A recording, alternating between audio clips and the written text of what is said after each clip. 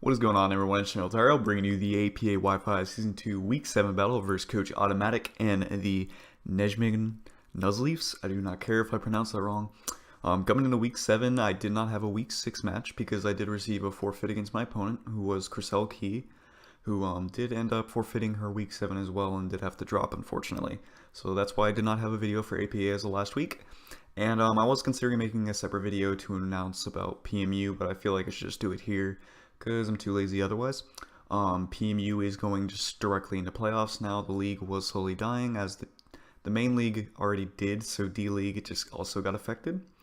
So within 2 weeks, playoffs will begin, so I will not have an upload of PMU until probably October 22nd or something like that, because battles before playoffs are due until October 15th. But I'm done. So I ended the regular season 7-0, hoping to do well in playoffs and hopefully win the championship title. Will be my first, so looking forward to that. But anyways, back to the APA. So as for this week, we are taking on Coach AutoMatthic. Otto's doing pretty well so far in the season, but he's very basic with his team, in my opinion. And basically because he just relies on certain mons every week. How I was in APA Showdown with like my Garchomp, Mega Pidgeot, and Cresselia, so on and so forth. But he is more specifically relying on Pokemon. Just about, he's brought certain Pokemon almost to every game. His roster consists of Jirachi, Latios, Mega Pidgeot, Vaporeon, Blissey, Mandibuzz, Breloom, Salazzle, Gramble, Rhyperior, and Electabuzz. His two Z users are Jirachi and Latios. Now he does have a team that's really consistent of ground immunities with Mega Pidgeot, Latios, and Mandibuzz, because he does have a decent amount of mons weak to ground, especially like Salazzle being 4 times weak. He's just good, really reliable bulk in Blissey, Vaporeon, and Mandibuzz. Even Jirachi can be a nice Pidef variant if he ever decides to run that. Rhyperior could be a good defensive bulk if he ever decides to bring that. And so Mega Pidgeot's annoying because it can always hit those 100% hurricanes. That mon's just more stronger than you think, so I just wanted to point that out. I'm not going to go through his team because that's a waste of time just going through every mon on an opponent's team. But as for what I expected him to bring, Mega Pidgeot, Jirachi, Latios, Blissey, Mandibuzz, 6th. That's what he always does.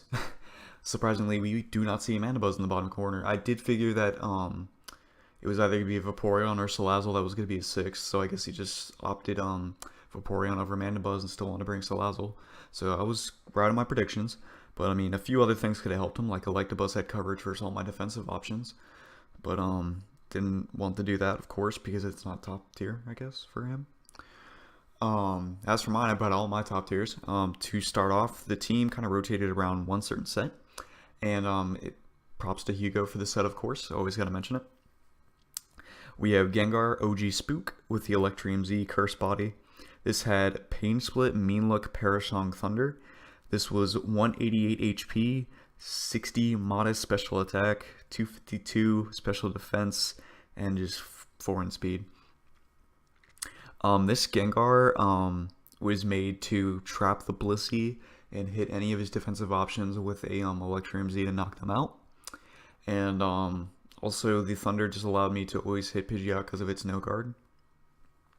So with this much investment, the max Mega Pidgeot can do to me with a Hurricane is like 65%, which is kind of ridiculous because Gengar is typically frail, but when you invest heavily, nothing's really that frail.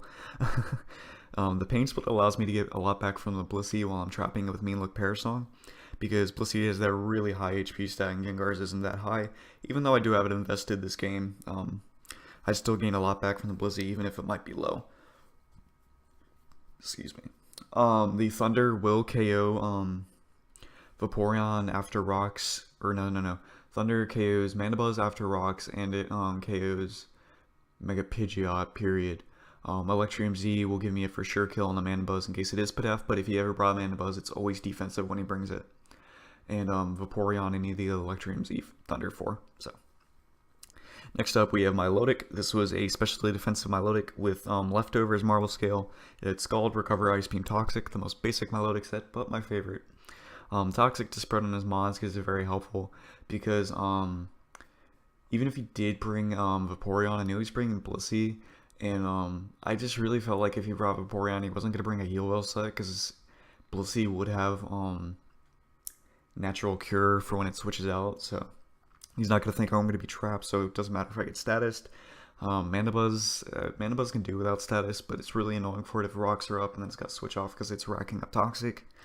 But other than that, Scald just allows me to hit a lot of things because that's very descriptive. Ice Beam allows me to hit the Latios and the Mega Pidgeot, which is my main part. Also allows me to hit the Breloom just in case I do need to take that on, but I doubt he would bring it. Recover, of course, for the health and whatnot. And that's basically it for my Milotic. Next up, I have Thundurus. This was basically to give me a win con once Gengar trapped the Blissey. It was a Dual Dance Thundurus with Dark Pulse and Thunderbolt. Dual Dance being Agility and Nasty Plot.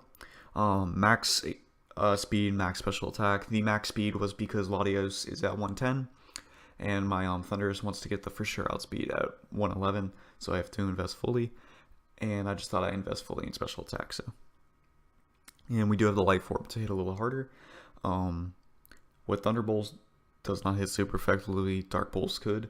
If he did bring Rhyperior, I would have to weaken that in order to get off some good damage.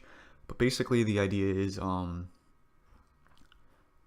check for Scarfers, and if he has Salazzle, then I just Agility up and just go Thunderbolt's Dark Pulse. But if he doesn't have Salazzle, or if his Scarfer is like only Jirachi and I'm not really too worried about it, then I can just Nasty Plot up.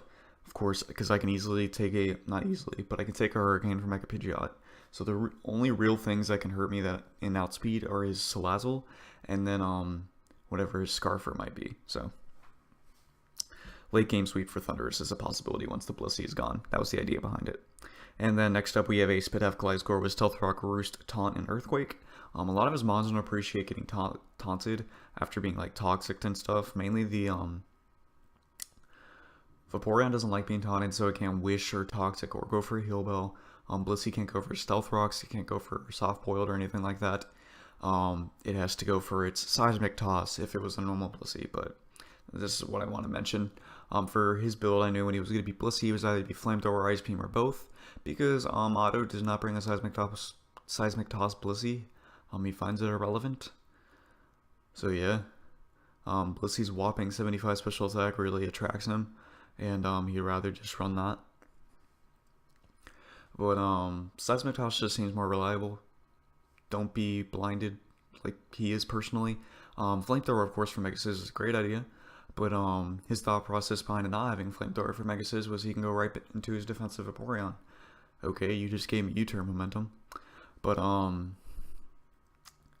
so there's that for the Blissey. The Gliscor, basically Stealth Rocks is helpful because its only form of hazard removal is the Mega Pidgeot can get Defog, and his Latios gets Defog, and his Mandibuzz. So he really just has heavy Defog users, and if Mandibuzz were to come in for possible Defog, I can just always taunt it, or I have other things that can easily threaten it with the attacking moves. So Roost for longevity, and then Earthquake just because I want to be able to hit some things, mainly destroy the Jirachi and the Salazzle, just things like that. Then we have Mega Scizor. This was defensive, just in case he does have Scarf Jirachi in the back and it has to stay locked in. U-turn, Bullet Punch, Toxic, and Roost. Once again, Toxic just so I can get it on a few mons if I needed to. I really wanted to, I was considering knockoff, but I was like, no. And then U-turn, Momentum, Bullet Punch, Priority, of course, because that'd be helpful against the Latios and Mega Pidgeot just in case. And Roost for longevity, just to help me against the Jirachi, because I can get it down the struggle if he does have to stay locked into it in the long run. Even though his Jirachi would be carrying Fire Punch, but he would have to switch out in order to switch up moves. So next up we have Entei with Choice Band, of course, with Pressure. Sacred Fire, Toxic, Extreme Speed, Stone Edge. This was Max Attack Adamant with some Spidef and some Speed. Basically, Sacred Fire allows me to two-shot the Mandibuzz after rocks, even if he is defensive. Toxic just allows me to get on Vaporeon. I did bring a lot of Toxic this week, as you can tell. I almost brought it on Gliscor too, to be honest. Extreme Speed for priority, because it does around 50% to the Mega Pidgeot. and then it does around another 50 to the Latios. So it's very nice, and it's actually a roll to kill Salazzle after Stealth Rocks. So, and then lastly Stone Edge, because I do get the no guard Stone Edge on the Mega Pidgeot, and it allows me to hit a lot of things on his team if I want to do opt just to get locked into that, like if his Vaporeon's weak or his Mana Buzz coming in on rocks after that, etc. So that'll be it for the team build, and when I saw that he didn't have Mana Buzz, I immediately just want to get Stealth Rocks up, so I was leading Gliscor no matter what. Basically only a few things could actually knock me out if he let off with it, which would be I think maybe Jirachi Ice Punch would knock me out, maybe not. I really wouldn't stay into it expecting it. And then Latios Ice Beam, so. As we do kick off the battle here versus Otto. Oh, and his character here. This position, it just makes me cringe every time I see it in his videos. Just like, I'm ready for a battle. Yeah, let's get it. But he starts with his Mega Pidgeot like he normally does. It's either Mega Pidgeot or Blissey for his lead, so I just go into Gliscor. I could eat up a Hurricane if he wants to stay in here. It really doesn't matter. He's risking me going for a Stone Edge against his no guard, so he does just opt to Mega Evolve and go for the U-turn. So this is free Stealth Rocks from my Gliscor, and the only way you can really get rid of it if he has Defog Latios, which I really don't guess, because it's most likely a Z Latios, because his team consists of Z Latios, Mega Pidgeot, leftovers Blissey, leftovers Mana Buzz, and then and then a Scarf or Soul Vest Jirachi. But he does opt to go into the Vaporeon here. I just want to go for a hard switch into my Milotic, hoping that he might go for the Scald and give me that nice burn. As he just opts to go for the Wish, which was clever on his part, you know, no reason not to, in case I did have coverage forward and wanted to just get random damage off. But he actually opts to switch out here, and he goes into his Blissey, as I just freely went for the Toxic. I felt no reason why. If you want a Toxic, a Toxic on Milotic for the Vaporeon is very free in my opinion, as of the beginning of the game. And we do get the Toxic on the Blissey, which he might be thinking he's good, but it's fine. So I'm going to go hard into Gengar here, knowing he's either going to go for a Toxic on Milotic, or he's going to just go for Stealth Rocks. Either one, because my only possible defogger is Mega Scizor, and I have a tendency not to bring Hazard Removal, so he does just opt to go for the Stealth Rocks as I go right into my Gengar. Now I'm free to click Mean Look here, because if he does have the Flamethrower, the Ice Beam is not going to be doing much, considering he does think if I have any coverage for this thing, it'd just be Fight Z, and he might as well go ahead and let me get rid of it. And if he goes into Vaporeon, then I can freely knock that thing out with Electrium Z, because it can't switch out, so I freely just go for the Mean Look here. It's a no drawback play, 1,000,000%, as he just goes for the Ice Beam, probably expecting to do like close to 40%, maybe almost 50, seeing that I am a Spadef bulky Gengar, but he cannot help it at this point because he can't switch out. He's forced to stay in, as the Toxic does rack up. And then we go freely for the Perish Song just in case this thing does want to try to soft-boiled stall me. Just didn't want to risk that, as he just goes for the Ice Beam again, getting off decent damage. But now is my opportunity to get off a nice Pain Split, and even though this Blissey is not at full, it has so much HP that even at this percentage of like 55, 60, Gengar's still gonna get a lot of health back from this Pain Split. As we go for the Pain Split, we do see that we get up to like between 85 to 90% back, which is very nice, as he goes for the Ice Beam again, doing a decent amount of damage. But we do get the Curse Body finally, which is even nice, because him just going for Ice Beam makes me question if this is his only move. It was nice to see he didn't have Shadow Balls on his move take Gengar, as Toxic is really bringing him down here. I'm just gonna go for the Mean Look again. The reason behind that is because if I go for Pain Split, I risk me actually losing my health, just in case he is that low on HP. It is a possibility that he's still at more because Blissey's that thick, but there's that, and I had no reason to go for Thunder because I really didn't want to show it yet, and going for another Perish Song just would be the same as Mean Look, so I just opted to go for the mean look and have it fail on purpose as he went for the Toxic, showing his last move. Didn't even bother to soft-boiled stall, which is kind of interesting. He could have brought my Gengar a little bit lower. But he goes right into his Mega Pidgeot here, and I stay in. I'm not even going to pause it, but I stay in because Hurricane does a max 65, and I was at 66%. There was no way this was going to kill me. He even got like a max roll on this thing, which is kind of stupid. So I go for the Thunder, just because I wanted to kill this Mega Pidgeot. But I did fail to realize that Gengar was going to go down to Perish Count this time, but it's okay.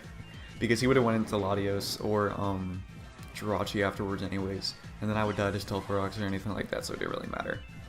Plus it just means he doesn't get a kill or any trophies, so that works. I go into Drac, considering it takes on majority of his team.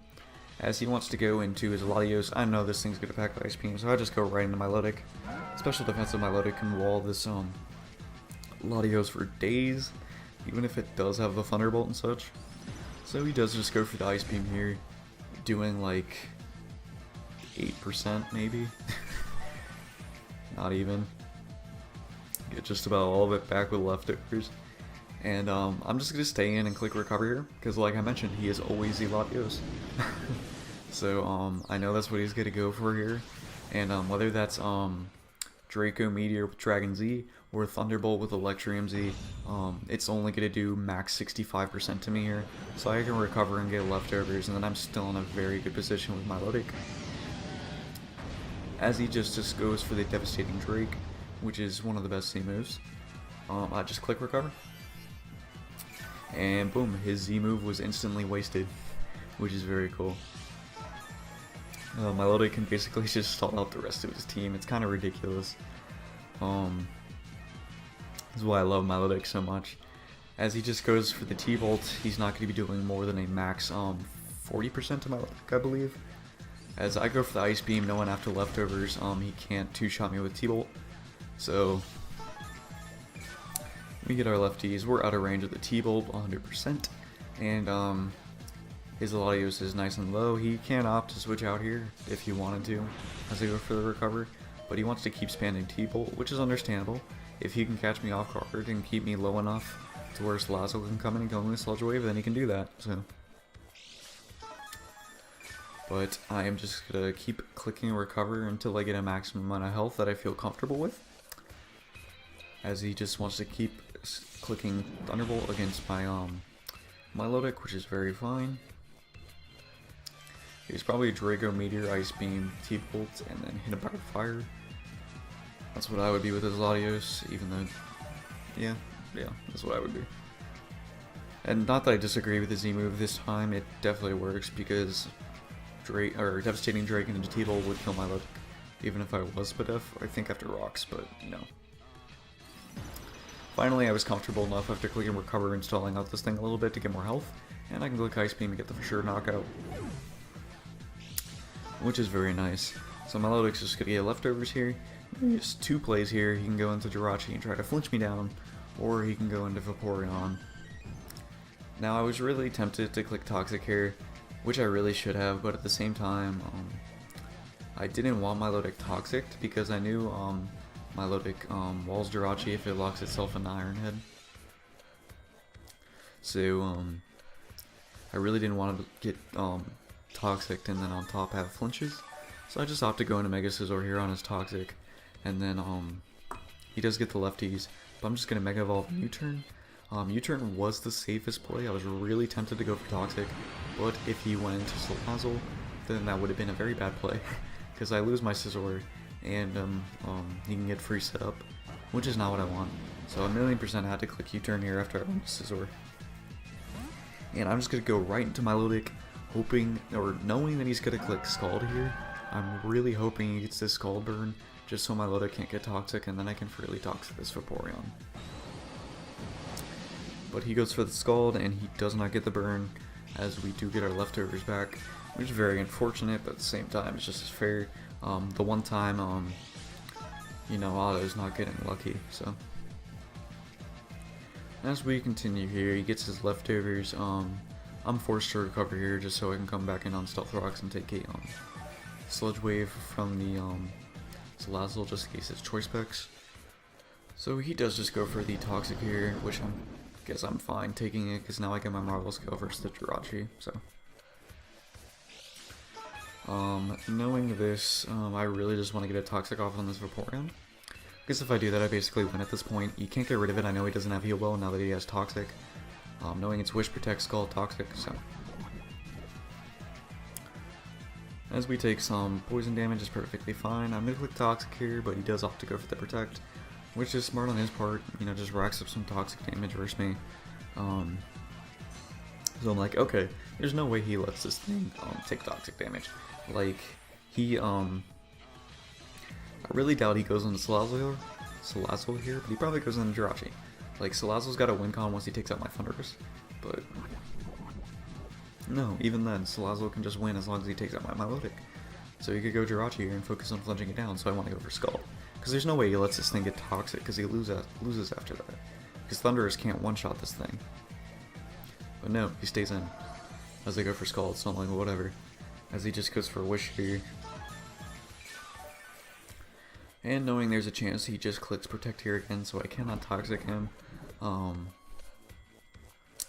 just going to opt to go into my Gliscor, because I really just want to get a taunt off this thing and stop letting it go for Wishes. But this is also where I misplayed at the same time. The reason that I misplayed is because I clicked turn 1 against this Vaporeon. I could have gotten free Earthquake damage off on here, getting it close to, in the range of Thundurus. Sorry, Thundurus is T-Ball. But no, I just went for the taunt turn 1 and then he goes for the Scald. I don't know why I planned on saving my Gliscor here after. Because Salazzle can knock me out. I'm not going to live anything. I'm not going to live with Fire Blast, I don't think. If he is Life Orb or Specs. But I do just opt to switch out and go right back into my Milotic. Still don't know why. I think I was hoping to where he can't go for Protecting and get off a Toxic. But as I am this low, I do want to click Recover again after the Toxic, which is just very annoying. Basically, I'm just disagreeing with how he's playing his Vaporeon around this Toxic and whatnot. It's just making me longer than it needs to be. So I know he's just going to go for Scald again here because he still has the taunt, but I don't want to go for Toxic just yet. I don't know why. I really should have. So in my opinion, I'm also playing poorly around this Vaporeon, but it's okay. Because all I need is the chance to get in Thundurus, and T-Bolt gets it in range of a I guess his early turn. So that's all I really need to focus on. As we take more Toxic damage, it's perfectly fine. As his taunt does wear off, I know he's just going for the Protect here, or he's going to switch, so I'm just going to make this opportunity to go right into my Thundurus. So I can go ahead and get this thing down to do a T-Bolt and do like 85% to it. 85% min to a 103 max, I believe is the roll. As we go for the T-Bolt here, we're going to be doing around 90%, probably a little bit over. And we do get the para, but it doesn't matter, because he doesn't get parried here as he just opts to go for the Scald, which is smart. Gets the most damage off on my Thundurus.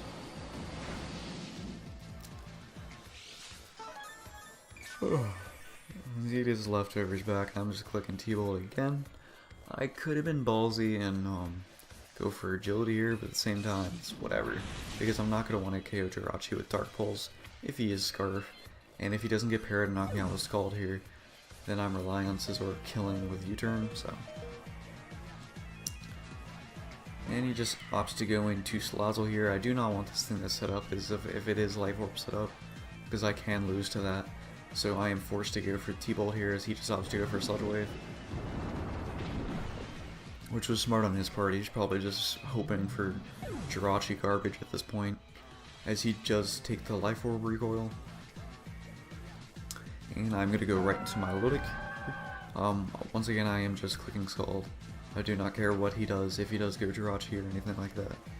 Scald is 1,000,000% my play, as it will take out this Salazzle. As he just goes for Sludge Wave, does a nice like 30-35%. Just take Life Orb as I go for the Scald, taking out the Salazzle. And Milotic picks up its 3rd kill of the match, which is very nice. Getting our lefties back. As he just has Jirachi left and he has to rely on flinching down my team. He's either a slightly bulky set, which is probably not since he didn't reveal it yet against some of my other mons like Thunders. So he's definitely a Scarf set, which I predicted. And he has the Heart Stamp, which is cool. So he flinches my low deck here. I just went for a Recover, just in case. And we're just gonna take this poison. We go down to another Heart Stamp. There's no point in me switching, so it's whatever. I'm just gonna let him kill me here. And goes for the Heart Stamp again and knocks me out. Now my safest play here, in my current thought process was just trying to get off a Sacred Fire with Entei, and then go into Glysaur and see if I can get off an EQ. And then if none of those happen, then I have Scizor left and I can just go for Roost and U-turn. And then I can be able to beat this thing because it can only Heart Stamp me. And for when I'm at with Scizor and after Rocks, it has to get at least 8 Heart Stamps in a row on me. So he stamps Entei for the second time, but we do live and we get off the Sacred Fire, so this 1,000,000% kills the Jirachi, and it is dead.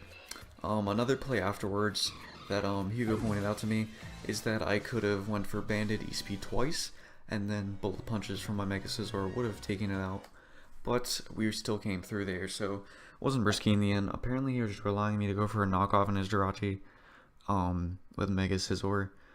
I knew Jirachi would have Fire Punch, so I would never go for knockoff. So, but we do beat Auto 3-0, which is very nice. So we continue, or not continue streak. It just started back up after a forfeit for that fact. So we are 6-1. Still second in our division, just a little bit ahead of Kelly, and still behind Lindemar because he's got a nice lead. And we're second overall in the league as of week 7, which is very nice. I think we're ahead of Panther in differential. Maybe I'm wrong. We might be 3rd overall in the league. If so, then whatever. Yeah, that'd make more sense because Panther's a madman. But that'll be it from me this week. Make sure to check up next week for the APA and then PMU when it comes in like 2 to 3 weeks. I really hate how PMU's on a boss, but it's better than the league just straight up dying. I do have a chance of getting a championship, so there's that. So sub, like, share, deuces.